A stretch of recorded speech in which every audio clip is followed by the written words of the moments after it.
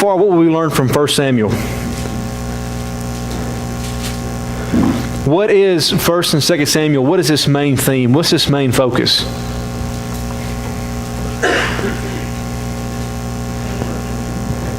Right, the birth of a kingdom, right? This main focus is how Israel transitioned from a prophet being kind of a theocracy with local judges into a kingdom with a bona fide king, with a bona fide city, with a bona fide palace. How did all that take place? And so that's what 1 and 2 Samuel is focused on.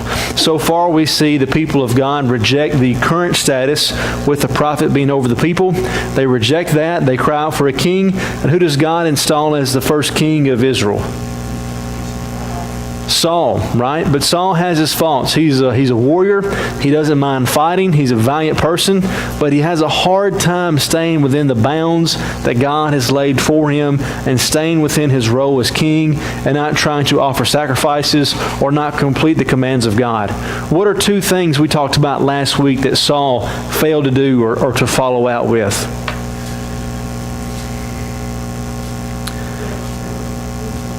Right? The second one was he was supposed to kill everyone, right? And he keeps the choicest livestock, the choicest stuff, and also the king, right? He wants to go and take him to Ramah and sacrifice him there where the altar is that Samuel has set up, but that's not what God told him to do. Also, before that, he was told to wait for Samuel to come and to make a sacrifice, and Saul got tired of waiting, so he decided he'd just go ahead and make the sacrifice himself, which is the first time he's told that the kingdom's going to be taken away from him for disobedience. And so now we're turning to David. We had the rise and fall of Saul last week, and now we're going to be introduced to a shepherd boy named David. Okay. So we'll see here that Samuel mourns over Saul.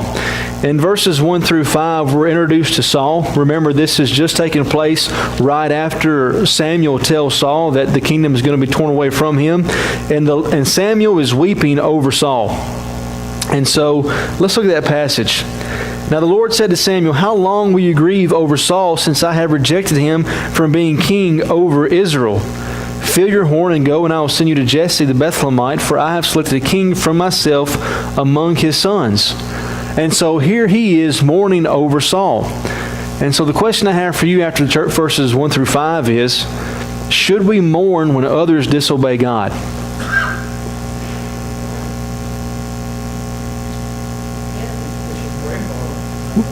We should pray for him, absolutely. The text doesn't say that Samuel was in the wrong for mourning over Saul, but is that the end-all, be-all? No, you can mourn over them, your heart can break for them, but you've got to continue on with God's mission, whether it's in your life or someone else's. Jesus said it a different way. How did he say it? If you go to a city and they won't listen to you, what are you supposed to do? Sit there and cry? Yeah, shake the dust off your feet, right? Move on. You can only be responsible for yourself. Everyone else has to make their choice. So if someone rejects God or God's will, it's hurtful, but that's on them, and you can't let that deter you from carrying on God's work. God had enough of Samuel sitting there and mourning over Saul. It was time for him to go appoint the next king of Israel and be about the Lord's work. And so here we have in verses 8 through 13, David is anointed. And you know that story, or most of you do, where he calls the sons of Jesse and they pass for Samuel, and they're tall, they're strong, they're good looking. And Samuel thinks, surely this is going to be the next king of Israel. And God says, no, he isn't the one. An interesting passage here, it says that God does not see as man sees, but he looks at the heart. So does God view man differently than we do on the outside?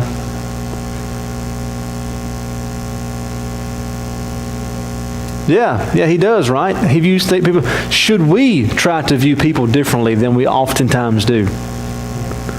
Yeah, it's a struggle.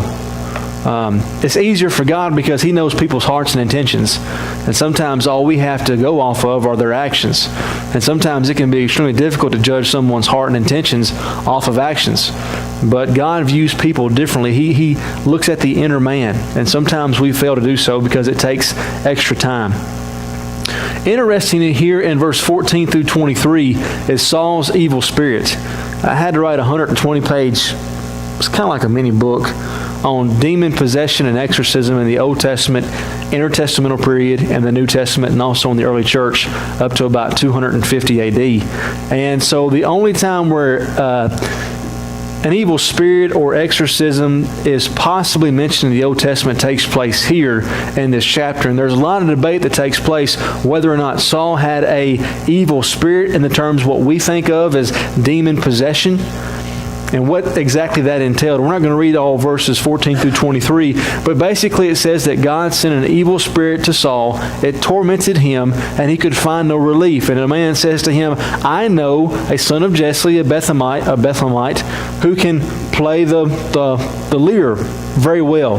And so Saul calls for this young Bethlehemite. He comes, he plays the lyre or the harp, and it soothes him, and the evil spirit, if you will, just dissolves away, right? He finds relief from that affliction.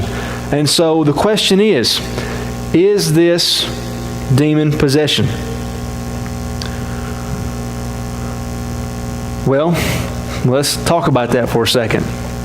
Demons in the Old Testament. The primary passage in the Hebrew Bible most associated with the origin of evil spirits is found in 1 Samuel 16:23, which states, the Lord sent an evil spirit to torment Saul. 1 Samuel 16:23, and whenever the harmful or evil, in the King James Version, was sent from God upon Saul, David took the lyre and played it with his hand. So Saul was refreshed and was well, and the harmful spirit departed from him. Now, I believe there are reasons as to why this is not demon possession and exorcism the way that you and I think about it in the New Testament as it's carried out with Jesus and the apostles, and let me tell you why. First of all, Saul's condition was directly related to him being rejected as king. In the New Testament, whenever demon possession takes place, the people are innocent. They're children. They're people whom demons have singled out and taken a hold of. It's not because of some sin or affliction that they have done. Whereas Saul's affliction comes directly from the previous chapter, where he's told by God that he has been rejected because of the things that he has not done and the things that he has done. And so this is directly related to the actions that Saul had taken place, which does not correlate to what we see in the New Testament. Secondly, his state is connected with his disobedience, which he admits in 1 Samuel 15:30 at the end of the previous chapter. The third reason why I don't think this is demon possession as the way the New Testament describes is because Saul's evil spirit is described as coming from God, something unparalleled in the New Testament. The evil spirits are never from God in the New Testament. Even affliction was oftentimes described as being from God. That's why in John 9, when Jesus and the disciples are approaching the blind man, the disciples asked Jesus, who sinned, this man or his parents? And Jesus said, neither. And so, but here it's from God. For Saul's affliction is more episodic than demon possession accounts found in the New Testament. It does not constantly afflict him. From the New Testament, it seems like demon possession was a continuous thing, not something that came and went or was episodic. But here it did come and go. Saul was still able to function as a king. He was still able to function as a father and as a husband. He was still able to carry out functions of the kingdom and call for people. And it does not seem to bode well when you look at the New Testament accounts of demon possession. Also, the fifth thing, no record in the New Testament of demons being exorcised through music contrasts with the account of Samuel, which states that the evil spirit would leave whenever David played his harp to comfort the king. The only place, if this is demon possession, where music is the mode where the demon leaves. Spirit can be non-literal, just like in Zechariah chapter 13, verse 2, where God removed the spirit of impurity from the land. So this begs the question, is the evil spirit mentioned here nothing more than Saul's conscience tormenting him for the sins to which he has already confessed in the previous chapter? The word no there should not be there. The answer is yes. At least looking at demon possession in the intertestamental period, also in the New Testament, I would suggest you the answer is yes, not the no that is on the board, but that this is his conscience that is plaguing him. Just like we're told a few chapters earlier, if you remember, when Saul is anointed with oil by Samuel, he leaves and it says he had a different spirit. I don't think that's the Holy Spirit there. I think he's saying he had a different mindset, a different character, a different way of looking at things. Are there any questions or comments on what we've talked about so far in chapter 16 and demon possession in the Old Testament or New Testament, either one. I know that was kind of an excursus we went around, but this is actually a very hotly debated topic as to whether or not Saul had a demon. Because it is an important text, because if he did have a demon, it's the only time in the Old Testament before Jesus that we see that. The Old Testament covers, well, I mean, if you include creation, it includes thousands and thousands of years. But even if you start off with like Abraham and go to the present day, the Bible covers about 1,500 years. It's a huge swath of time, and demon possession is never mentioned. Or, if this is the case, is only mentioned one time.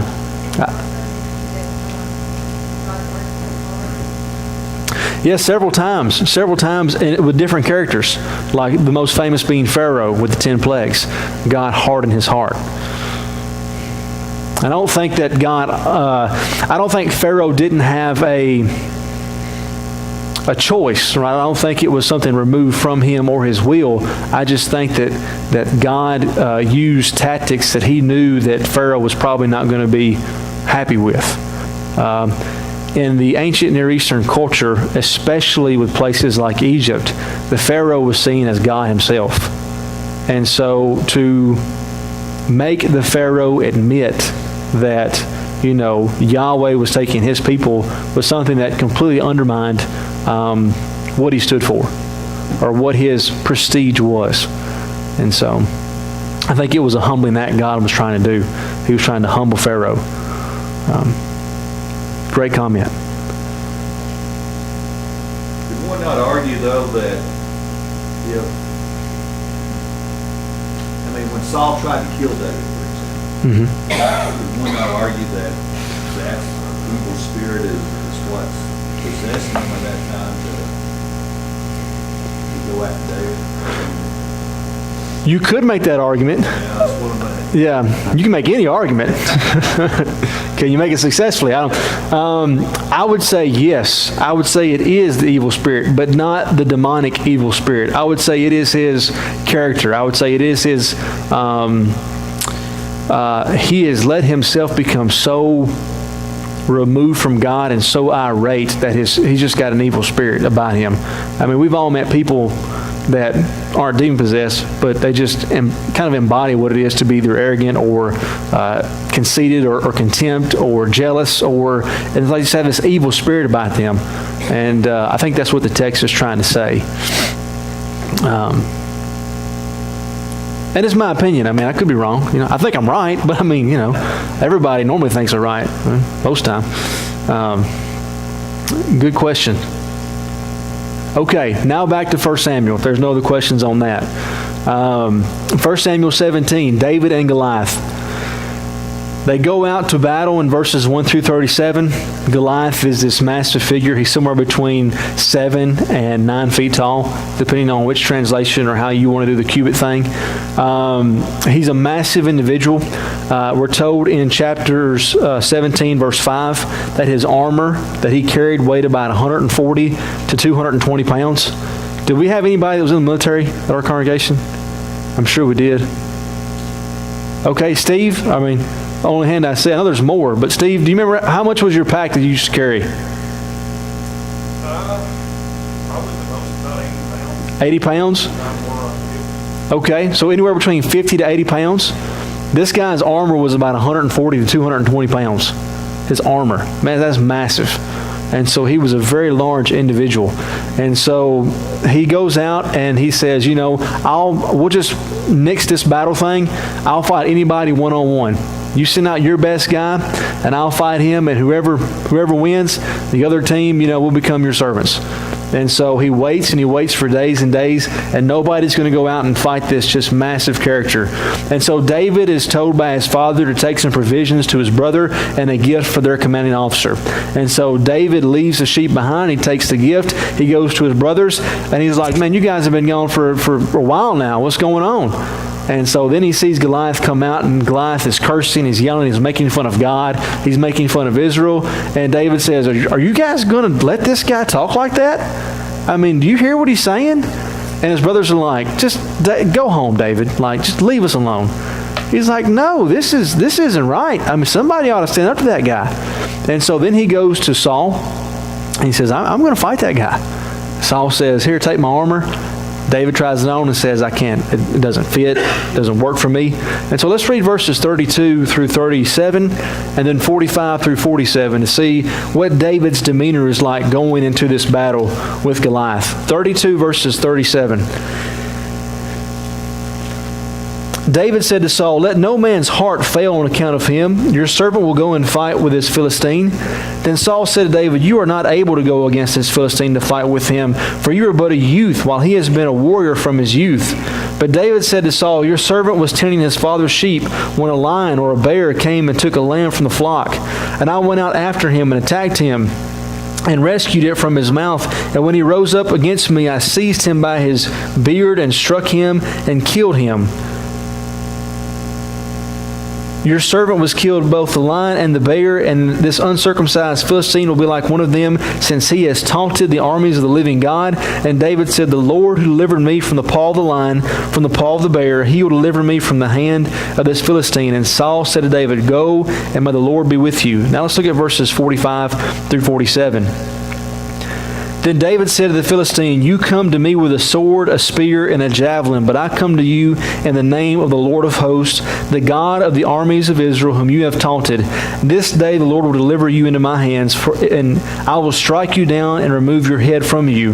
And I will give you the dead bodies of the dead bodies of the army of the Philistines this day to the birds of the sky and the wild beasts of the earth, that all the earth may know that there is a God in Israel, and all this assembly may know that the Lord does not deliver by sword or spear, for the battle is the Lord's, and he will give you into our hands. And so was David timid going into this battle with this giant that people had been scared of for days, maybe even weeks? No, he's almost cocky, right? He's pretty confident. But where is he drawing his confidence from? From God, right? You read verses 32 through 37 and you're thinking, okay, he's confident in himself. But when he's in the thick of the battle, you see where his real confidence comes from, right? And that is, he believes in what God will do. I think it's important for us to also have that same type of attitude in life. You know, God told us in 1 Corinthians 10:13 that there's not going to be anything that we'll ever face in our life that we can't handle. Now, you've got to answer the question, are you going to trust him or not? It may be the loss of a loved one. It may be a failed marriage. It may be decease of loved ones. It may be whatever it is. But God said he's never going to put anything on you that you can't handle. You've either got to believe him or not. David believed that God was going to deliver him from the hands of Goliath, someone physically that he probably couldn't have beat. But he had that confidence in him. I think as Christians sometimes we are maybe more like David's brothers than we are David. We look at ourselves in the mirror and we think we've got to figure it all out ourselves. We've got to be able to carry the load ourselves. We've got to find the strength within ourselves. The armies were doing that and it wasn't getting them anywhere. But David was able to look at Goliath and say, you're no match for God. You're no match for what God can do through an individual. And we've got to have the same type of attitude in our life. Thoughts or comments on that? Agree, disagree? Yay, nay? Agreed? Okay. All right. Nothing? Okay. All right, moving on. All right, David's confidence, Goliath's death. All right, in verses 48 through 58, we're told about how David kills Goliath. Let's look at verses 48 through 52. Then it happened, when the Philistine rose and came and drew near to meet David, David ran quickly toward the battle line to meet the Philistine. And David put in his hand in his bag and took from a stone and slung it and struck the Philistine on his forehead. And the stone sank into his forehead so that he fell on the ground. Now, when I was a kid, I thought this was just a ridiculous story. Just ludicrous. That this boy, right, who's often drawn as like an 8-year-old in our Bible books, he was probably in his early to mid-20s. The Hebrew word na'ar, which is translated boy, really means a novice. It just means somebody in like, it could be anywhere from 15 to 30, depending on how it's used. You know, like when the Bible, anybody ever heard the story about Eli? It's Eli, I believe, where the boys come out and taunt him for being bald, and he calls the bear out, and the bear mauls him to death. And everybody's like, what? this prophet of God called out a bear to maul children? Like, it's terrible. And they weren't kids. They were not ours. They were novices. They were probably in their 20s. They probably weren't, 8-year-old boys, making fun of, the prophet of God because he was thinning on top, And so David wasn't, he'd already killed a lion and a bear at this point. He wasn't 8 years old. And so he goes and he kills Goliath. But the slingshot was actually one of the most lethal forms of weaponry in the ancient world. Here you have a depiction of the Assyrian army, which would later conquer the Israelites. And here you can see the depiction here, and you can see in their hands, if you can see that, well, you can't see the pointer on the TV screen, but you can tell that those are slingshots. I mean, the ancient Near Eastern armies had, hundreds, if not thousands of soldiers who made up companies. Like you would have cavalries, and you would have foot soldiers, and you would have archers, and you would have slingers. And these guys were super, super lethal. In the first century, Celsus said that slinging stones could even penetrate the skin and become lodged within a victim's body. There was some research done a couple of years ago where it said that the slingshot for a short distance had the same velocity as a .44 Magnum. I mean, these were extremely, it wasn't like a toy you buy at Toys R Us. These were serious weapons. Most were more accurate and had far greater range than many archers, making them some of the most prized soldiers available.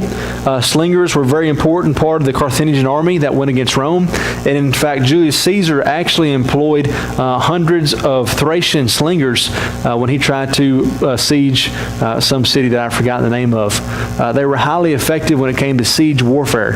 In fact, when the Israelites went to a Moabite city, whose name also escapes me, the slingers were so devastating to the people inside the city, they actually sent out 700 soldiers to make them stop. And they were hit so hard so many times, they actually withdrew back into the city. They couldn't stop them. And so these slingshots were actually a mode of warfare in the ancient world. It's not just some crazy thing. Yes, Brother Rick.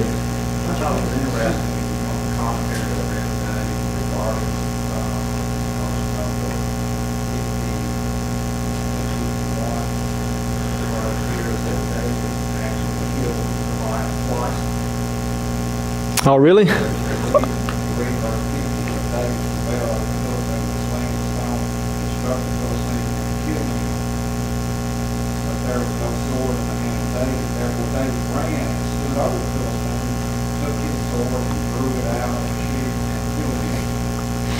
Yeah, that's interesting. I missed that. And so... They went on to say that the Old Testament that was done oftentimes just to emphasize the fact that they killed them. Yeah. They was going to kill him once, but... Yeah. If you kill somebody twice, you're really upset with them, right? So, that's right. Double checking. Brother Ed? God have a part in this, make it slow that stone. Absolutely. I think he definitely did. Maybe all credit behind all that. I think that God played a role in that. I think David showed courage in God and trust and faith in God. Just like we said before, God's not going to put anything on us that we can't handle. And David knew that God was on his side. Now, whether it hit his forehead because God directed the stone or because David was such a good shot, I can't say for 100% accuracy. But either way, God's hand was at work in that situation. Absolutely. Great comments. Anyone else have a comment or a question? Have you ever heard anybody say that chapter 17 should have come before half of chapter 16? Yeah, it's interesting because when you look at chapter 16, you've got,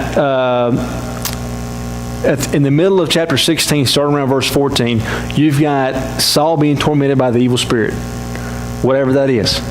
And so he's being tormented, and one of his servants says, I know a guy who is from Bethlehem, son of Jesse. Saul says, bring him here, right?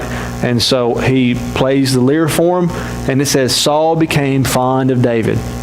And then you get to chapter 17, and then he goes and he tries out Saul's armor. He goes, He doesn't need the army. He goes out, and as he's going out to the battle, right, if you look at chapter 17, it says here in verse 55, "Now when Saul saw David going out against the Philistine, he said to Abner, the commander of the army, 'Abner, whose son is this young man?' And Abner said, 'By your life, O king, I do not know.' The king said, 'You inquire whose son this youth is.' So when David returned from killing the Philistine, Abner took him and brought him before Saul with the Philistine's head in his hand. And Saul said to him, 'Whose son are you, young man?' And David said, 'I am the son of your servant Jesse, the Bethlehemite.'" So you get the situation where in 16, you're like, okay, he goes to Saul's palace, wherever that is, and he plays the harp for him, and he grows fond of him. Then you get chapter 17, and he talks to him and tries on his armor. At the end of 17, it says, "Whose son is he?" Now, there's two ideas. There's multiple answers as to what's going on. I like two of them. The number one is that 17 actually comes before 16. That as we're being introduced to David, we're given a synopsis of David, and then we zoom in. And so it's kind of like a heading. And so this is kind of an overview of David's life, chapter 16, and then we kind of focus in on how he got into a relationship with him. The interesting thing is, before chapter 17, when David is talking to Saul, he says, "I've killed a lion, I've killed a bear." In chapter 16, when Saul was being plagued by the evil spirit, the servant says, "I know a guy, he's a man of war, and he's a man of valor." And so it seems to me it would make more sense for them to say, "I know this guy, he's a man of war and a man of valor," after killing Goliath than having just killed a lion and a bear. Because if he's making his case to Saul, he would say, I've been fighting in battles, and I'm already a man of war. This guy, this is not my first time around the block. But as he's defending himself in verses 32 to 37, he never brings up any type of military conquest. Well, then you got the question of, okay, well, wait a minute, okay, I may have you there. 16 maybe is a header and 17 zooms in. But what about this business of him talking to Saul before the battle, trying on his equipment, and then coming back and they're like, who is this guy? How does that work? Well, if you look, and we didn't read the passage, but if you look in chapter 17 as Goliath is doing this, Saul makes a decree, right, that whoever kills Goliath, he's going to bless, he's going to give gifts to, and he's also going to keep their family exempt from taxes. Which, if you pay taxes, moving on. Being exempt from taxes would be very nice, right? My dad's a farmer, and many of you are farm or are self-employed, and when it comes out of your check every week or every month, that's tough. But like when you got to write a check at the end of the year or something, and you see how much goes to taxes, you're like, what? This is crazy. Moving on, all right? I don't want our YouTube page to get taken down or anything. So, what were we talking about? Yeah, Saul. Okay, yeah. He says, I'm going to have him exempt from taxes, right? And so it would have been done by the father, the head of the household. And so he may have been brought to Saul and said, this guy wants to go out there and fight Goliath. And let's say this is before chapter 16, before he comes and plays the harp for him. And so he comes, he tries on his armor. He says, I can't go, and I'm going to go fight him. And then he kills him. And then he says, Abner, he doesn't say, who is this guy? That's not what he says at the end. He says, who is his father? And so that could be a reference to the tax exemption for his family. It's kind of like you, in the ancient world, even though you have Peyton and Preston, in the ancient world, they would have lived among you. They would have been the son of Alvin, and Alvin would have paid the family taxes. And so when he's like, who's his dad? Peyton wouldn't have got the tax exemption, or Preston. Alvin would have got the tax exemption. Kind of like when they're under 18, but back then it was just, until you died. So. Another explanation that I heard regarding the fact that Saul didn't know who this was, when in fact David had given his palace, planted music farm, and just told us the fact that David had progressed to a young man. He was at possibly a pretty good sized kid. He wasn't a little kid like I so remember the Bible story grown young man. Or else Saul would not have said, take my armor and try it on. Saul would not have given him armor to put on if he was a little kid. But may have very well been as tall as Saul was in the first place. And one commentary said that also David probably at that time had a full beard, and he probably was not recognizable from a few years prior to where he stood today. That might be one reason why he didn't recognize him. We know who he was. I've heard that explanation myself, and it could be. It could be. I think it's maybe one of the weaker arguments, but it's, I wasn't there, so I can't say for sure if it was or if it wasn't. But that has definitely been one of the ones that have been used as to what takes place there. If you look, and we haven't had time to read verse by verse, but if you look at chapter 18, this happens again, and when this happens again, I'm not saying Saul doesn't know David. I believe the Bible kind of gives you an overview of what's going on and then zooms in. It talks about how how he's tormented and how he wants to kill David. And then you zoom in on the latter part of chapter 18 and 19, and then it tells you the situation that took place where he tried to kill David, and how he tried to do that. And so it's interesting, but that's because this is one of the passages that is used, and I appreciate you bringing it up, Alvin, where people say there's a discrepancy or a contradiction in the Bible between 1 Samuel 16 and 1 Samuel 17. How does Saul know David in 16 and not know David in 17? What happens? And so it's a good passage to look at and figure out what is going on. Not everything in the Old Testament, in fact, a lot of things in the Old Testament are not arranged chronologically, and which makes it very difficult for us because we want things very clean cut, in chronological order. We like it that way, but that's just the ancient authors thought about concepts. They thought about themes. They thought about different things like that, and so sometimes chronological is just not arranged chronologically. And so this is one of the two chapters that kind of gives us a little bit of a problem, about understanding what is going on.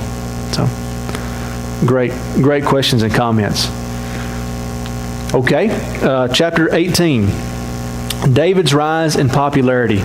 And so David becomes extremely popular. The ladies are chanting, Saul has killed his thousands, David his 10,000s. He becomes enraged. And so here we have in verses 10 through 16 that Saul seeks David's death. And let's read that passage really quickly.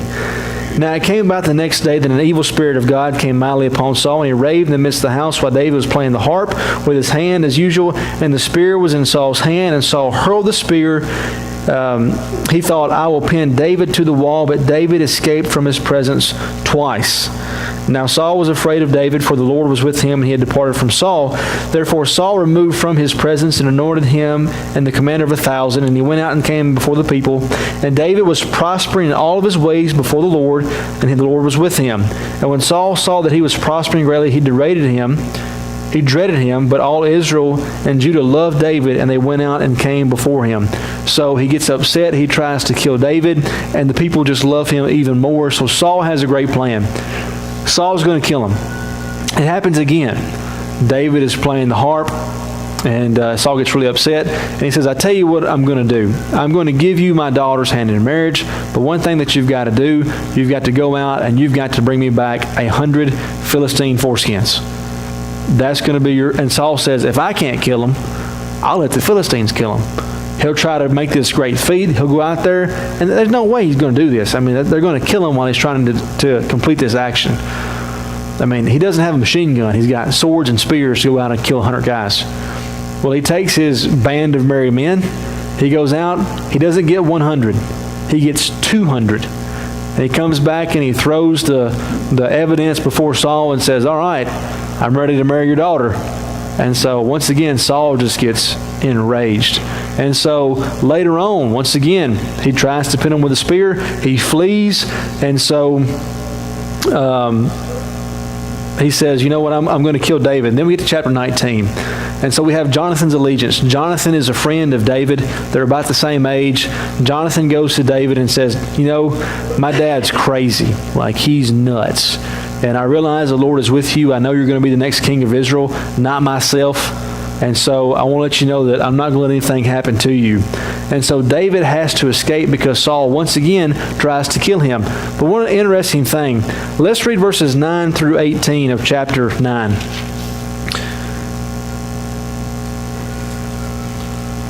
Now there was an evil spirit from the Lord on Saul, and he was sitting in his house with a spear in his hand, and David was playing the harp with his hand. And Saul tried to pin David to the wall with a spear, but he slipped away out of Saul's presence, so that he struck the spear to the wall, and David fled and escaped that night. Then Saul sent messengers to David's house to watch him in order to put him to death in the morning. But Michal, David's wife, told him, saying, "If you do not save your life tonight, tomorrow you'll be put to death." So Michal let David down through a window, and he went out and fled and escaped. And Michal took the household idol and laid it on the bed and put a quilt of goat's hair on his head and covered it with the clothes. And basically these guys come in, they think David is there, but it's really the household idol. So the question I have for you in this passage is, why did David have an idol in his house? That seems to blatantly break one of the Ten Commandments. No graven images.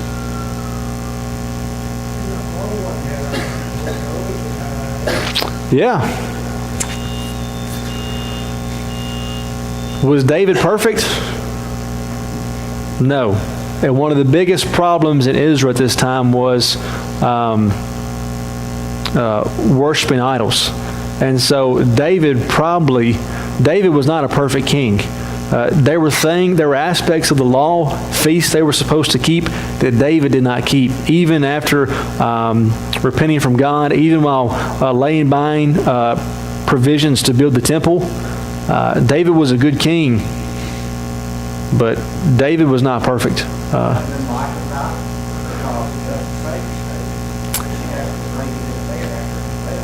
Well, he was the husband, and so, I mean, this was a big enough idol for it to be laid in a bed and for them to think that it was a man. Yeah, I mean, it wasn't in the sock drawer, you know. It was, so it's just interesting. It's just an interesting phrase there, the household idol, or the idol of the house. And so the Bible doesn't sugarcoat things, right? It just tells it like it is. Should David have had an idol in his house? No way, for any reason, right? But did he? Yeah. So these guys weren't perfect, just like we're not perfect. Not excusing that action, but the Bible doesn't sugarcoat things and try to make his heroes seem better than they were, which I think is an interesting thing. Saul prophesies, and now we're on to chapter 20. Jonathan talks to David. Yes? Well, I just think having an idol was something pretty big, wrong. People think about drawing close to the line, so to speak. But all those things as big as that, you know, things people do today. So all those things that is bad is Well, I don't know. It's hard to say which sin is worse than another. I don't know how long David allowed idols to be in his house. I don't know if this was a thing that he grew out of. We're not really given much. But it was probably after he was anointed king, which is interesting. But this was a major problem for Israel at the time. And so I think it shows... filtered back and forth constantly between God and the idol of the land. Well, they don't stop until they come back from captivity.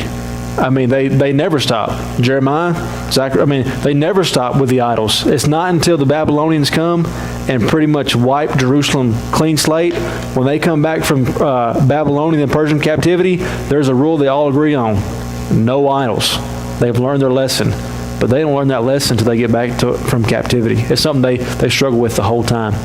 In chapter 20, David has to flee. Saul turns on Jonathan. He gets so upset that Jonathan has the interests of David at heart instead of his father that he even throws a spear at Jonathan. And so David has to flee. And we see that in verses 41 and 42 of 1 Samuel chapter 20.